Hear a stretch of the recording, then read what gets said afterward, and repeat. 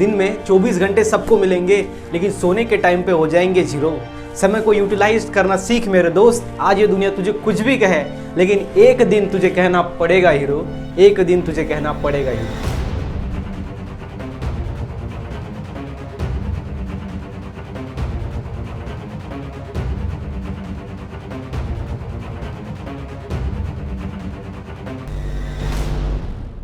सो hi friends, कैसे हो आप सब लोग। स्वागत है आप सभी का हमारे यूट्यूब चैनल के ऊपर। और आज हम देखेंगे अपना one shot video chapter number 6 plant water relation.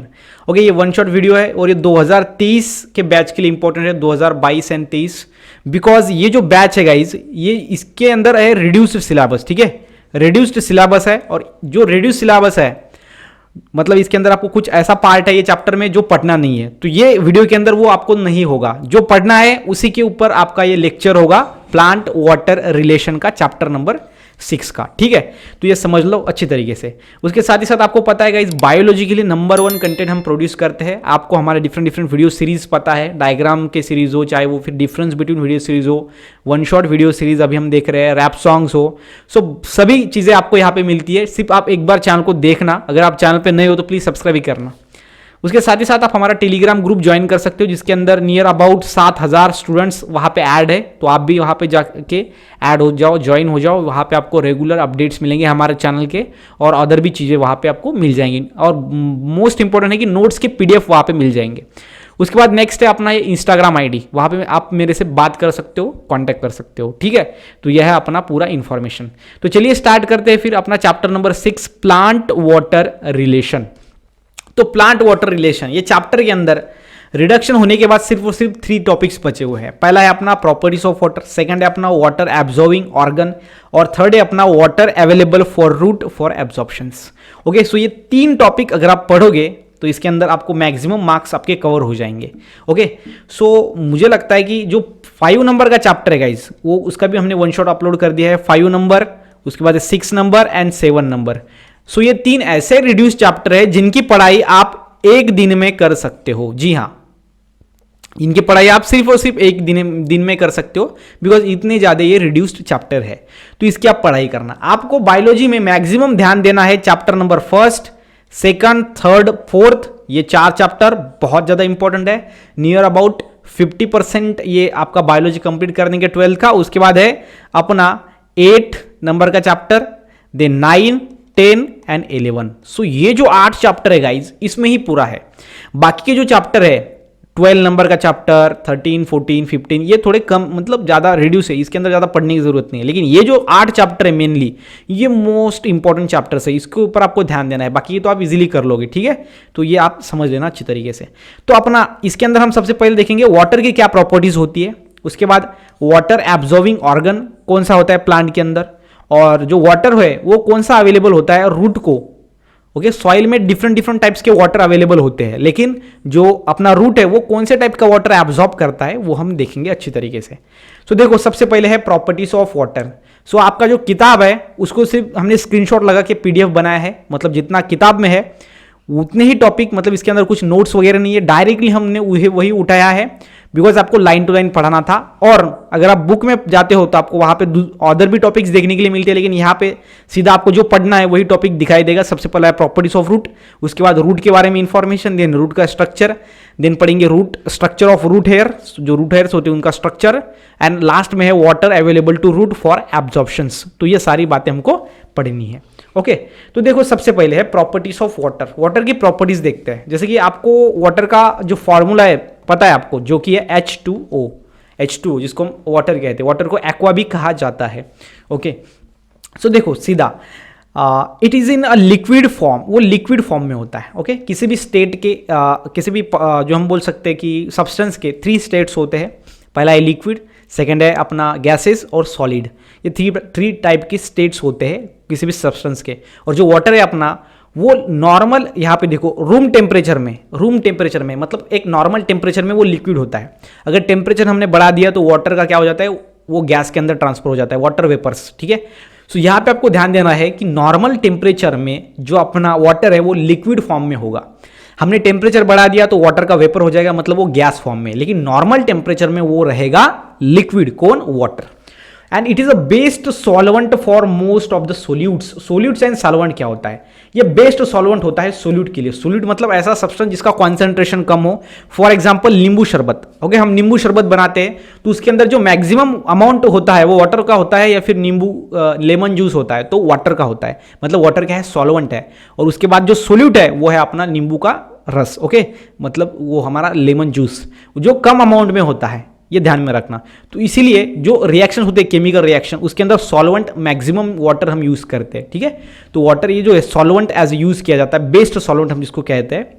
And it is a inert organic compound. और ये कैसा होता है? Inert organic compound. इनर्ट का मतलब क्या होता है कि ये किसी के साथ रिएक्शन नहीं करता, ये न्यूट्रल होता है, ना ही एसिडिक ना ही बेसिक, ये न्यूट्रल होता है, किसी के साथ रिएक्शन नहीं करता, इसलिए हम इसको इनऑर्गेनिक कंपाउंड कहते हैं। इनऑर्गेनिक कंपाउंड क्यों? बिकॉज इसके अंदर कार्बन नहीं होता। अगर कार्बन होता तो इसको हम ऑर्गेनिक कंपाउंड कहते हैं, जैसे कि आपको केमिस्ट्री में पता ही है।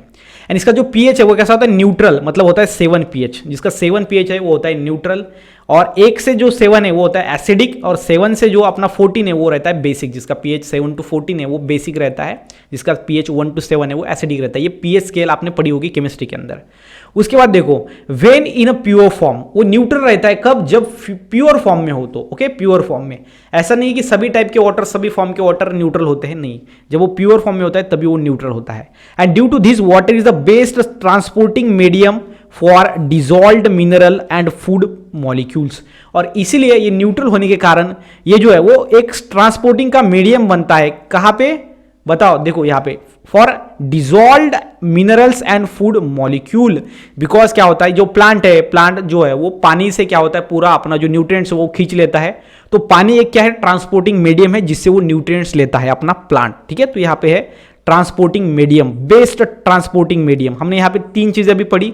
वो लिक्विड फॉर्म के अंदर होता है, वो बेस्ट सॉल्वेंट है, उसके बाद वो inert organic inorganic not organic, it's inert inorganic compound होता है, and it's best transporting medium. ये 4-5 बातें हमने पढ़ी वाटर के बारे में, तो ये हो गई हमारी प्रॉपर्टी। उसके बाद है it is best aqueous medium for all biochemical reaction. ये एक्वास मीडियम प्रोवाइड करता है for biochemical reaction. Biochemical reaction मतलब लिविंग ऑर्गेनिज्म के अंदर होने वाली रिएक्शन, इसलिए हमने यहाँ पे वर्ड यूज किया है बायो, मतलब living organism. And occurring in the cell, it is essentially raw material for photosynthesis. Photosynthesis के लिए ये रॉ मटेरियल का काम करता है। फोटोसिंथेसिस में वाटर बहुत ज्यादा इंपॉर्टेंट होता है। एंड वाटर हैज, इसके अंदर हाई स्पेसिफिक हीट होती है and high heat of vaporization होता है, मतलब इसको मैक्सिमम टेम्परेचर लगता है तब जाके इसका वेपर बनता है। And high heat of fusion, और जो फ्यूजन है मतलब क्या, किसी के साथ कंबाइन होने की इसके अंदर हीट भी मैक्सिमम होती है। एंड ड्यू टू दिस, और इसीलिए हम इसको क्या करते हैं? थर्मल बफर कहते हैं। क्या कहते हैं? It act as thermal buffer. And these various properties are due to, अभी ये जो प्रॉपर्टीज है जैसे कि high specific heat, high heat of vaporization, high heat of fusion, ये जो प्रॉपर्टीज है वो किसके वजह से पता है आपको? Due to hydrogen bond. Hydrogen bond, because जो मॉलिक्यूल है H2O के वो आपस में जोड़े हुए हैं अपना हाइड्रोजन बॉन्ड से, और हाइड्रोजन बॉन्ड को ब्रेक करने के लिए मैक्सिमम हीट चाहिए, तो इसलिए यहाँ पे हाई स्पेसिफिक हीट, उसके बाद हाई हीट ऑफ वेपराइजेशन। तो हाइड्रोजन बॉन्ड होने के कारण ये प्रॉपर्टीज वो दिखाता है between the water molecule, because 2 water molecule के बीच में कौन सा बॉन्ड होता है? तो हाइड्रोजन बॉन्ड आपको बताना है, इसके अकॉर्डिंग इसलिए वो मैक्सिमम प्रॉपर्टीज को शो करता है। उसके बाद यहाँ पे water molecule has a good adhesive and cohesive forces of attraction. 2 type के फोर्सेस होते हैं, एक होता है कोहेसिव, होता है एडेसिव। ओके, इसके अंदर मतलब क्या है कि सेम टाइप के मॉलिक्यूल को अट्रैक्ट करना cohesive forces, and 2 different type के मॉलिक्यूल के बीच में का अट्रैक्शन वो होता है एडेसिव फोर्सेस। तो इसके अंदर वो बेस्ट होता है वाटर के अंदर। And due to high surface tension and high adhesive and cohesive force, it can easily rise in a capillary. और इसके अंदर क्या होता है? Adhesive force and cohesive force high होता है और सरफेस टेंशन इसके अंदर हाई होता है। इसके कारण अगर हमने क्या किया, एक ऐसे बॉटल, एक ऐसा हमने बकेट लिया जिसके अंदर ऐसा हमने कैपिलरी डाली। ओके, कैपिलरी मतलब ट्यूब लाइक स्ट्रक्चर। तो ये जो वाटर है गाइस वो कैपिलरी से यहां तक आ सकता है। वाटर की लेवल ये होगी बकेट में, लेकिन ये कैपिलरी के अंदर ऊपर आ सकता है। तो उस फिनोमेनन को हम क्या कहते हैं? कैपिलरिटी कहते हैं, जो फिजिक्स में आपको है, तो वहां पे आपको समझ में आ जाएगा वो। And it is therefore a significant molecules that connect physical world with biochemical processes. तो एक ऐसा मॉलिक्यूल है जो फिजिकल वर्ल्ड को बायोकेमिकल प्रोसेस के साथ जोड़ने का काम करता है। ओके, ये ध्यान में रखना, ये है प्रॉपर्टीज ऑफ वाटर। उसके बाद हम देखते हैं रूट के बारे में। रूट क्या होता है? देखो root is the main organ of a water and mineral absorption. Water को एंड मिनरल ऑब्जॉर्प्शन, मिनरल को एब्जॉर्ब करने के लिए रूट बेस्ट ऑर्गन होता है। किसके अंदर? प्लांट्स के अंदर। हमारे अंदर होते हैं क्या रूट? नहीं होते, प्लांट्स के अंदर होते हैं। एंड इन टेरेस्ट्रियल प्लांट, जो ऐसे प्लांट जो लैंड के ऊपर रहते हैं, जमीन के ऊपर, जिसको हम टेरेस्ट्रियल प्लांट कहते हैं, plant absorb water in the form of liquid from soil. Okay, so यहाँ पे जो एब्जॉर्ब करते गाइस प्लांट्स, वो लिक्विड फॉर्म में एब्जॉर्ब करते हैं वाटर को, okay, from the soil. However जो इपीफाइटिक रूट्स होते हैं, okay, epiphytic root like the, किसके रूट्स होते हैं? इपीफाइटिक, ऑर्चिड्स के, ओके, ऑर्किड्स, इसको हम ऑर्किड्स भी कह सकते हैं। इट्स नॉट इंपॉर्टेंट, आपका प्रोनाउंसिएशन में भी डिफरेंट हो सकता है। एंड ये एब्जॉर्ब करता है वाटर वेपर से। देखो अभी हमको पता है कि जो प्लांट्स है वो लिक्विड फॉर्म में वाटर को एब्जॉर्ब करते हैं, लेकिन ऐसे रूट्स जिसको हम कहते हैं गाइस इपीफाइटिक रूट, और ये होते हैं इपीफाइटिक प्लांट्स के अंदर। इपीफाइटिक प्लांट्स, तो अभी इपीफाइटिक प्लांट्स क्या होता है? देखो अभी एक मेन वाला प्लांट और उसके प्लांट के ऊपर जो दूसरा प्लांट रहता है उसको हम कहते हैं इपीफाइटिक प्लांट। ऐसा प्लांट जो दूसरे प्लांट के ऊपर रह रहा है उसको हम कहते हैं इपीफाइटिक प्लांट। अभी जो दूसरा प्लांट है इसके रूट तो सॉइल में नहीं गए हैं, तो मतलब वाटर यहाँ, ये जो वाटर है वो सॉइल से ये मेन प्लांट को मिलेगा, लेकिन इसके ऊपर जो ये प्लांट है इसका रूट तो जमीन में नहीं है, तो फिर ये कैसे लेगा वाटर को? तो ये इसके अंदर एक स्पेशल टाइप के टिश्यू होता है जिसको हम कहते हैं गाइज वेलामन। क्या कहते हैं? वेलामन टिश्यू। और ये वेलामन टिश्यू के अंदर ऐसी एबिलिटी होती है जो अपना जो एयर है, एयर से वाटर वेपर्स को एब्जॉर्ब कर लेता है, मतलब एयर से ही वो वाटर ले लेता है, वो होते हैं वेलामन टिश्यू। और ये वेलामन टिश्यू होते हैं इपीफाइटिक प्लांट्स के अंदर, बिकॉज एक ऐसे प्लांट जो दूसरे प्लांट के ऊपर रहते हैं, इसलिए वो रूट उनका जमीन के अंदर नहीं होता, वो बिकॉज वो दूसरे एक प्लांट के ऐसे ब्रांचेस के ऊपर उग गए होते हैं, तो इसलिए वो उनके अंदर एक स्पेशल टाइप का टिश्यू होता है वेलामन टिश्यू, जिसके अंदर क्या होता है, जो वाटर है वो वाटर वेपर के फॉर्म में क्या हो जाता है, वो ले लेते हैं। ठीक है, ये ध्यान में रखना। एंड टिपिकली रूट इज देखो डिवाइडेड इनटू, जो रूट होता है वो डिवाइड होता है 4 डिफरेंट रीजन्स में।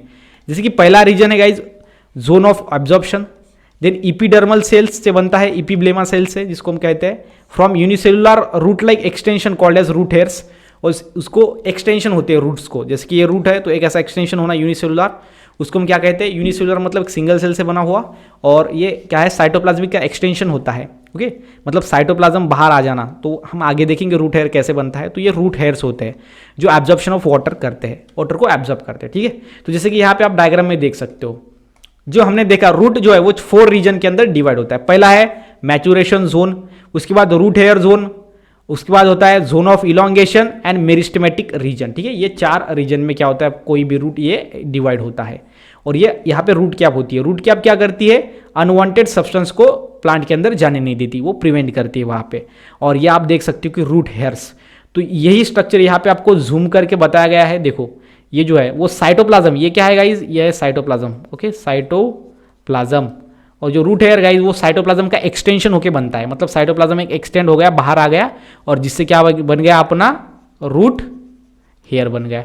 रूट हेयर वाली ऊपर की सेल मेम्ब्रेन है सिंपल में। ठीक है, तो ये इसके ऊपर सेल मेम्ब्रेन, ये सेल वॉल होगा, और साइटोप्लाज्म बाहर आ गया, तो वैक्यूल, ये पूरा एक सेल होता है। रूट हेयर मतलब एक सेल होता है जिसके अंदर जो साइटोप्लाज्म है वो बाहर आ जाता है, एक्सटेंशन ऑफ साइटोप्लाज्म जिसको कहता है। ठीक है, इसके अंदर माइटोकॉन्ड्रिया भी होगी जैसे कि नॉर्मल सेल के अंदर होता है, न्यूक्लियस भी होगा जैसे कि नॉर्मल सेल के अंदर होता है।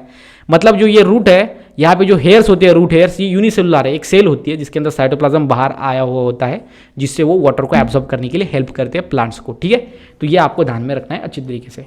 उसके बाद हम देखेंगे अपना गाइज नेक्स्ट है जो कि है structure of root hairs. Root hair का स्ट्रक्चर कैसे होता है, जैसे कि मैंने आपको डायग्राम में पहले ही बता दिया। देखो यहाँ पे क्या है, root hair is a cytoplasmic extension. Cytoplasmic extension क्यों? बिकॉज एक ऐसी सेल होती है जिसका साइटोप्लाज्म ऐसे बाहर निकल के आ जाता है, उसको हम साइटोप्लाज्मिक एक्सटेंशन कहते हैं। प्रोलॉन्गेशन, बढ़ना ऑफ इपीब्लेमा सेल, कौन से सेल का? इपीब्लेमा सेल का। ईच रूट हेयर्स में बी अप्रोक्सीमेटली, जो रूट हेयर का साइज होता है या फिर लेंथ होती है वो होती है 1 मीटर टू 10 माइक्रोमीटर। ओके, ये ध्यान में रखना। Long and tube like structure, ये ट्यूब लाइक स्ट्रक्चर होता है, जैसे कि आप यहाँ पे देख सकते हो ट्यूब लाइक स्ट्रक्चर है। एंड इट्स कलरलेस, कोई कलर नहीं होता यहाँ पे इस रूट हेयर्स को। अनब्रांच होते हैं, मतलब ऐसा ब्रांच नहीं होता। ठीक है, ऐसा है तो यहाँ पे कोई ब्रांच नहीं होता। ठीक है, अनब्रांच होते हैं। शॉर्ट लीव होते हैं, सम मतलब कुछ टाइम के लिए ही ये क्या होता है, जिंदा रहते हैं, जिसको हम कहते हैं गाइस इपीमेरल, कुछ समय के लिए जिंदा रहना, एक्टिव रहना। एंड वेरी डेलिकेट, और डेलिकेट होता है, मतलब इसको ज़्यादा हम अगर ऊपर से फोर्स लगाएंगे तो ये इजीली ब्रेक हो जाएगा। And it has a high large central vacuole, यहाँ पे सेंट्रल वैक्यूल बड़ा होता है, जैसे कि आप यहाँ पे देखो यह है अपना वैक्यूल, तो सेंट्रल वैक्यूल इसके अंदर बहुत ज़्यादा बड़ा होता है, लार्ज सेंट्रल वैक्यूल होता है present in root hairs. Okay, then surrounded by thin film of cytoplasm, और उसके बाजू में क्या होता है, वैक्यूल्स के साइटोप्लाज्म की एक लेयर होती है जिसको हम फिल्म कहते हैं। ओके, उसके बाद प्लाज्मा मेम्ब्रेन भी होता है उसके बाजू में, एंड थिन सेल वॉल भी होती है। ओके, मतलब क्या है, सबसे पहला अपना वैक्यूल है, वैक्यूल के ऊपर क्या होता है, प्लाज्मा मेम्ब्रेन, उसके ऊपर सेल वॉल होती है। ठीक है, ध्यान में रखना, थिन होते हैं। एंड विच इज 2 लेयर, वो कैसा होता है, 2 लेयर होता है। Outer layer is composed of pectin, उसकी जो आउटर लेयर होती है वो पेक्टिन से बनती है, और इनर लेयर बनती है सेलुलोज से। ध्यान में रखना, जो अपना रूट हेयर है वो 2 लेयर का होता है, जिसकी आउटर लेयर बनती है पेक्टिन से, और जो इनर लेयर होती है वो बनती है सेलुलोज से। एंड सेल वॉल जो होती है, सेल वॉल, वो फ्रीली परमिएबल होती है, but plasma membrane is selectively permeable. देखो, मतलब सिलेक्टिवली परमिएबल और फ्रीली परमिएबल क्या होता है, परमिएबल मतलब अंदर बाहर जाने देना, मतलब ट्रांसपेरेंट हम जिसको कहते हैं। जैसे कि यहाँ से सबसे ऊपर क्या होता है, सेल वॉल, तो सेल वॉल जो है वो सब्सटेंस को अंदर आने देगा, कौन से भी सब्सटेंस को, कौन सा भी सब्सटेंस, चाहे वो फिर प्लांट के लिए हानिकारक सब्सटेंस हो या फिर यूजफुल हो, सभी सब्सटेंस को ये आने देता है सेल वॉल, मतलब उसको हम कहेंगे फ्रीली परमिएबल, मतलब कोई भी अंदर आ जाओ। लेकिन जो उसके अंदर वाली लेयर होती है गाइस, प्लाज्मा मेम्ब्रेन, ये सिलेक्टिवली परमिएबल है, मतलब ये कुछ ही सब्सटेंस को अंदर जाने देती है, यहाँ से सभी सब्सटेंस अंदर आ जाएंगे, लेकिन ये प्लाज्मा मेम्ब्रेन से सिलेक्टिव सब्सटेंस ही अंदर जा पाएंगे, जिसको हम कहते हैं guys selectively permeable membrane. Okay, ये है अपना स्ट्रक्चर ऑफ रूट हेयर, और ये यहाँ पे इसका डायग्राम सीधा आप समझ में ले सकते हो।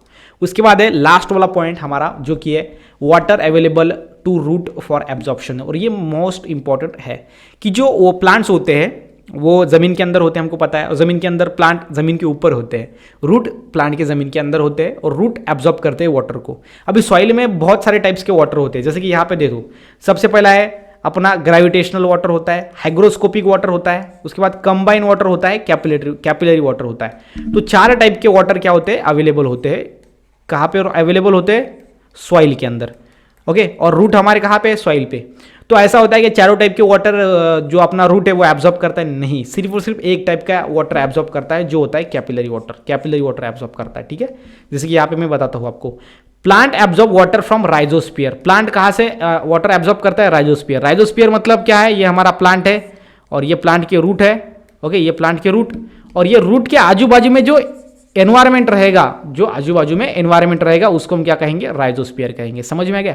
तो क्या है, the micro environment surrounding the root, root के आजू बाजू में जो माइक्रो एनवायरमेंट रहेगा उसको हम क्या कहेंगे, राइजोस्फीयर कहेंगे। ओके, राइजो का मीनिंग होता है रूट, और स्पीयर मतलब सराउंडिंग, रूट के सराउंडिंग में जो एरिया है उसको हम राइजोस्फीयर कहते हैं। और water present in soil occurs as a gravitational water, hygroscopic water, combined water and capillary water. So 4 type के वाटर अवेलेबल होते हैं। तो इसके अंदर ध्यान में रखना है आपको कि ग्रेविटेशनल वाटर क्या होता है। जो वाटर, ऐसा वाटर क्या होता है, देखो, water percolates deep due to gravity, gravity की वजह से जो सॉइल के अंदर वाटर बैठा हुआ है, जमा हुआ है, उसको हम क्या कहते हैं, ग्रेविटेशनल वाटर कहते हैं। और इसको प्लांट अपना वाटर ये एब्जॉर्ब नहीं करता। उसके बाद दूसरा होता है अपना हाइग्रोस्कोपिक वाटर, और ये वाटर क्या है, जो फाइन सॉइल पार्टिकल्स जो है एब्जॉर्ब करते हैं वाटर को, उसको हम हाइग्रोस्कोपिक वाटर कहते हैं।